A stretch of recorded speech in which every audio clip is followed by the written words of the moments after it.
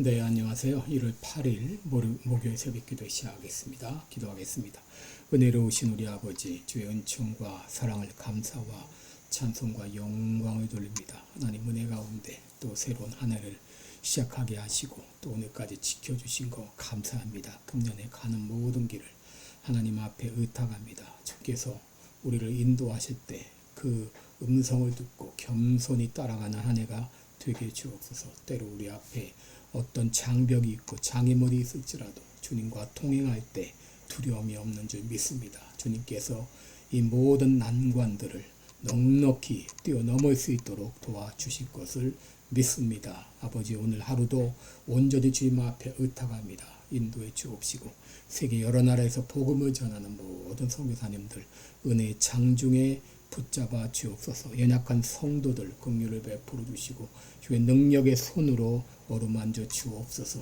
아버지, 또 시카고 교회와 또 세계 교회와 한국 교회와 미국 교회를 붙잡아 주시며 하나님의 놀라운 역사가 일어나게 하여 주옵소서. 오늘도 한나를 주님 앞에 의탁하며 예수님의 이름으로 기도합니다. 아멘. 네, 찬송가 351장입니다. 믿는 사람들은 주의 군산이 351장, 예전 찬송가 389장입니다. 믿는 사람들은 주의 군산이 앞서가신 주를 따라갑시다. 우리 대장 예수 길을 들고서 적정하는 곳에 가신 것 보라. 믿는 사람들은 주의 군산이 앞서 가신 주를 따라갑시다. 원수마귀 모두 쫓겨가기는 예수 이름 듣고 겁이 남이라. 우리 찬송 듣고 지옥 떨리니 형제들아 주를 찬송합시다.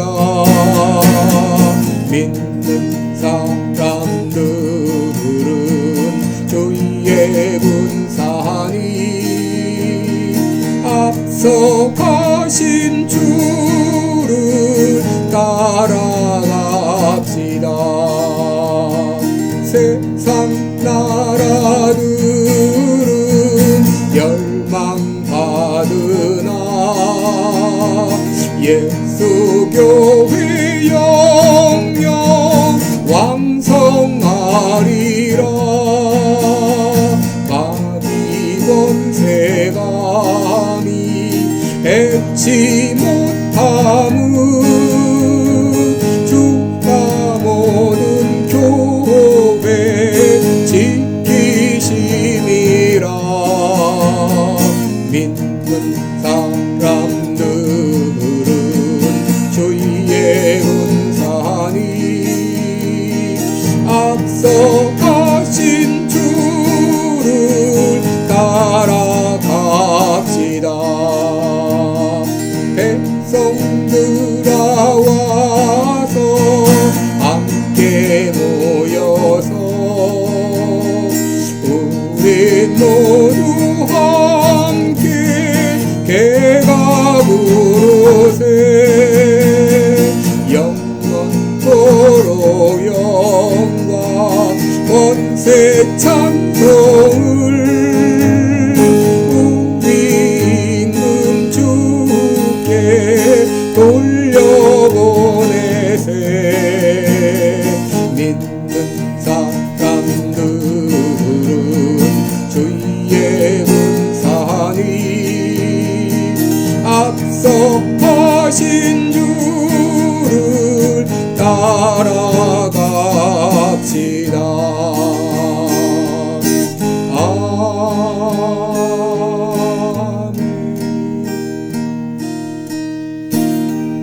아멘. 네, 우리 오늘은 요한계시록 12장입니다. 요한계시록 12장.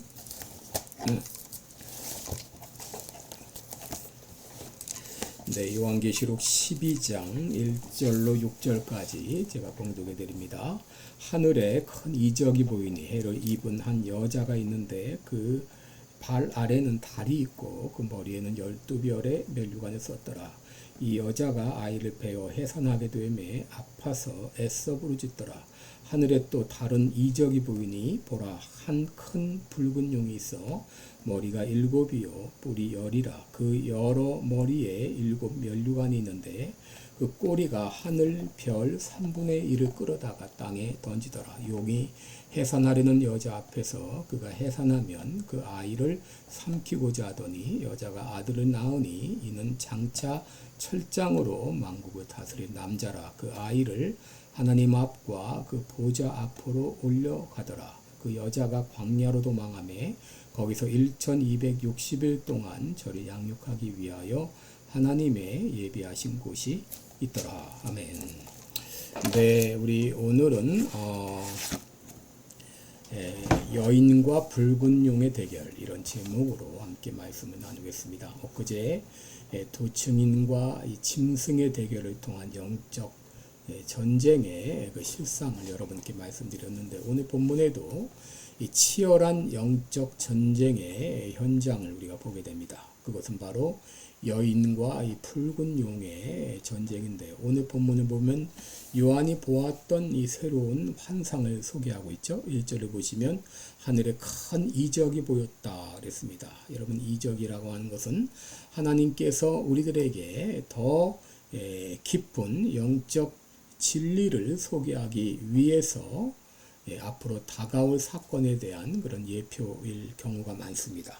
여러분, 이 환상에서 여인이 무엇을 보았습니까? 먼저 해를 입은 한 여인을 보았다 그랬습니다. 여기 해는 태양을 말합니다. 해를 입었다고 하는 것은 바로 하나님의 영광, 하나님의 의 혹은 하나님의 은혜를 입었다는 그런 말입니다. 시편 84편 11절을 보면 여호와 하나님은 해요 방패시라. 여호와께서 은혜와 영화를 주시며 정직히 행하는 자에게 좋은 것을 아끼지 아니하실 것이라 라고 했는데, 이 찬란한 해를 입은 이 모습은 하나님의 임재와 보호를 상징한다 라고 할 수 있습니다. 그리고 그 여인의 발 아래에는 달이 있고 머리에는 12별의 면류관을 썼다 그랬는데, 여러분이 일반적으로 다른 태양 빛을 반사하는 것으로 보이죠. 그리고 12개의 그 별은 이스라엘의 12지파 혹은 12사도를 가리킨다고 보는데, 이것은 바로 하나님의 교회를 보여준다라고 말할 수 있습니다. 아가서 6장 10절에 보면 아침 빛같이 뚜렷하고 달같이 아름답고 해같이 맑고 기치를 버린 군대같이 어미한 여자가 누구인가 라는 말씀이 있는데, 이것은 바로 예수 그리스도의 신부 곧 교회를 말한다라고 할 수 있습니다. 그런데 2절에 보면 이 여인이 아이를 베어 해산하게 되매 아파서 부르짖더라 그랬습니다. 아이를 베어 해산하게 되었다고 하는 것은 이 광야 교회인 이스라엘에서 메시아가 태어날 것을 의미하는 것이죠. 창세기 3장 15절에 여자의 후손은 뱀의 머리를 상하게 할 것이요 뱀은 그의 발꿈치를 상하게 할 것이라, 이 말씀이 있는데 바로 여인의 후손으로 오실 메시아를 말하는 것이죠. 이 여인이 해산하게 되매 아파서 애써 부르짖더라 그랬는데, 이 부르짖음은 메시아를 향한 간절한 기다림을 반영한다라고 말할 수 있습니다. 그런데 오늘 이 환상에서 사도 요한은 또 다른 캐릭터를 소개하고 있죠. 그것은 바로 크고 붉은 용입니다. 이 크고 붉은 용이 의미하는 바가 무엇인가? 이 용은 바로 적대적인 세력을 상징하죠. 용은 고대로부터 전설적인 괴물로 거대한 몸집에 뱀처럼 꽈리를 틀고 있고 붉은 빛 색깔을 지닌 탐욕스러운 그런 존재로 묘사되고 있는데, 이사야 51장 9절을 보게 되면 용은 이스라엘의 오랜 적이었던 애굽을 나타내는 데 사용되기도 했습니다. 이 붉은 용의 모습이 어떠했는가? 머리가 7이요 뿔이 10이라 그랬습니다. 숫자 7은 완전수죠. 7 머리는 세상 왕국들에 대한 완전한 이 권위나 영향력을 의미한다. 그리고 머리가 7이라고 하는 것은 용의 교활함을 나타낸다라고 말할 수 있습니다. 그래서 용은 이 7머리 교활한 방법으로 사람들을 유혹하고 무너뜨리는 것이죠. 그리고 뿔은 보통 권력과 힘을 상징하는데, 용의 영향력 아래에 있는 모든 왕국들, 세상 나라들을 나타낼 수 있습니다. 그리고 10뿔은 용의 이 막강한 힘을 보여준다라고 말할 수 있는데, 거기다 그의 머리에는 7 면류관을 썼다 그랬죠. 면류관은 보통 권위와 통치를 상징하는데, 용이 지상의 왕국들을 지배하고 있음을 말해줍니다. 7개의 왕관은 7머리와 일치하여 완전한 이 권위라고 하는 생각을 우리에게 보여주고 있죠.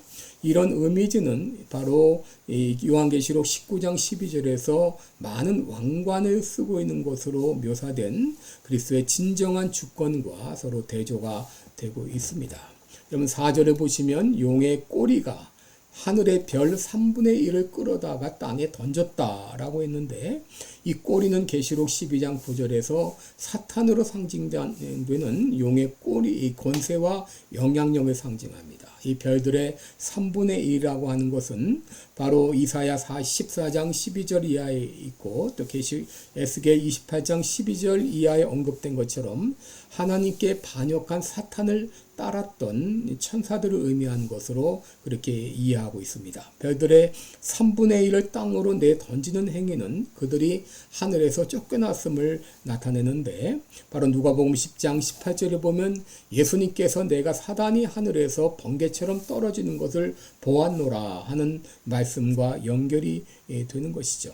바로 이것은 사단의 영향력이 지상 세계에 미치고 있는 것을 우리들에게 보여주고 있는 것이죠. 여러분, 용은 요한계시록 12장 9절에서 밝히듯이 사단을 상징하는데, 여자는 바로 하나님의 백성인 교회를 상징합니다. 그리고 아이를 낳는다고 하는 것은 그 여인을 통해 메시아이신 교회 그리스도가 나실 것을 의미한다라고 말할 수 있습니다. 5절을 보시면 여자가 아들을 낳으니 이는 장차 철장으로 만국을 다스릴 남자라. 그 아이를 하나님 앞과 그 보좌 앞으로 올려가더라 라고 했습니다. 여자가 아들을 낳았습니다. 바로 그 아들은 어떤 아들이냐? 장차 철장으로 만국을 다스릴 남자라 그랬습니다. 그런데 그 아이를 하나님 앞과 그 보좌 앞으로 올려갔다 그랬습니다. 여러분, 여기 철장이라고 하는 것은 깨뜨릴 수 없는 힘과 심판을 집행할 그런 능력을 말하죠. 바로 요한계시록 19장 15절에서도 그리스도는 정의와 공의로 자신의 왕국을 세울 궁극적인 통치자로 묘사되고 있고, 철이라는 이 단어의 사용은 그의 통치의 확고함을 보여주고 결국 하나님의 승리를 말해주고 있죠.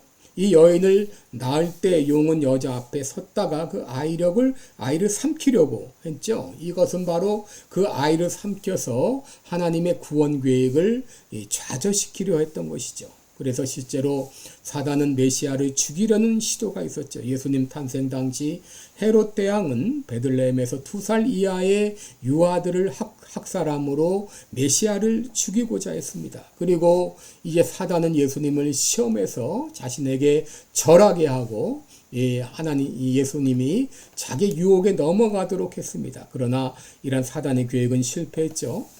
예수님께서는 구속사역을 완성하시고 십자가에 죽으셨지만 다시 살아나심으로 하늘에 오르셨습니다. 5절에 보시면 그 아이를 하나님 앞과 그 보좌 앞으로 올려가더라 라고 했습니다. 6절에 보시면 그 여자가 광야로 도망하며 그랬는데, 광야는 일종의 피난처죠. 출애굽 후에 이스라엘 백성들이 광야 생활을 했는데, 이것은 바로 교회가 사단인 용의 직접적인 위협에서 벗어나서 하나님의 보호와 공급을 받는 것을 의미합니다. 6절에 보시면 거기서 1260일 동안 저를 양육하기 위하여 하나님의 예비하신 곳이 있더라라고 했습니다. 하나님께서 이스라엘 백성들을 광야 생활 가운데 보호해 주셨고 모든 것을 공급해 주신 것처럼 만나와 메추라기를 통해 먹을 양식을 주시고 옷이 헤어지지 않도록 신발이 닳지 않도록 보호해 주셨고 구름 기둥과 불 기둥으로 그들을 막아 주셨죠. 그렇게 그들을 보호해 주신 것처럼 하나님께서 환난의 기간 동안에 교회를 보호하시고 필요를 공급해 주신다고 하는 것입니다. 여러분 6절에 보면은 1260일이 나오는데 이것은 3년 반의 기간이죠. 이것은 종말론에서 자주 나타나는 기간이로 다니엘서 7장 25절에도 한때, 두때, 반때 이 기간과 일치하죠. 이 기간을 전천년주의자들은 예수님이 오시기 전 대환난의 때라 그렇게 말합니다. 그런데 무천년주의자들은 특별히 정해진 기간이 아니라 이제 그 믿음의 사람들이 당했던 그런 핍박을 의미한다라고 말하고 있죠. 이 기간은 바로 하나님이 정해놓으신 고난의 기간을 의미한다고 하는 것이죠. 여러분 우리가 이 땅에서 믿음 생활하는 가운데 수많은 환난과 고난의 시간들이 있습니다. 사단의 유혹이 있습니다. 사단의 이제 공격이 있습니다. 그럴지라도 하나님께서는 하나님이 예비한 곳으로 우리를 인도하사 우리를 지키시고 보호해 주신다고 하는 것이죠. 결국은 이 붉은 용 악한 마귀의 이런 공격은 유혹은 결코 성도들을 해할 수 없다는 것이죠. 하나님께 이 사단이 이제 여인이 낳은 아들을 집어삼키려고 했지만 하나님께서는 그 아이를 하늘로 들려 올려보냈고 그리고 여인을 핍박하려고 했지만 그러나 하나님께서는 그 여인을 하나님이 예비하신 곳으로 인도해 주셨습니다. 이런 놀라운 보호가 있다는 것이죠. 그러므로 여러분 우리가 이 세상의 삶이 힘들고 아무리 유혹이 많고 사단의 공격이 있을지라도 우리는 두려워할 이유가 없습니다. 하나님께서 우리를 환난의 기간 동안에 지켜주신다고 약속해 주셨기 때문이죠. 올 한 해 가는 기간 동안도 하나님께서 우리들을 이제 참 그 아이를 하늘로 올려보내시고 그 여인을 예비하신 귀한 곳으로 인도한 것처럼 우리를 인도해 주실 것을 믿습니다. 기도하겠습니다. 은혜로우신 우리 아버지, 우리가 힘들고 어려운 또 광야와 같은 이 험한 세상을 살아가고 수많은 이런 유혹과 또 환난이 있는 이런 곳에 살아가지만 하나님께서 여인이 낳은 아들을 보호해 주시고 또 하나님께서 그 여인을 위하여 예비하신 곳으로 인도해 주신 것처럼 그렇게 우리의 삶을 인도해 주실 것을 믿습니다. 오늘 하루도 주님 앞에 의탁하며 예수님의 이름으로 기도드리옵나이다. 아멘. 네, 여러분 오늘도 복되고 은혜로운 하루 되시기를 주님의 이름으로 축원합니다. 여러분 사랑하고 축복합니다. 그리고 새해 복 많이 받으세요. 감사합니다.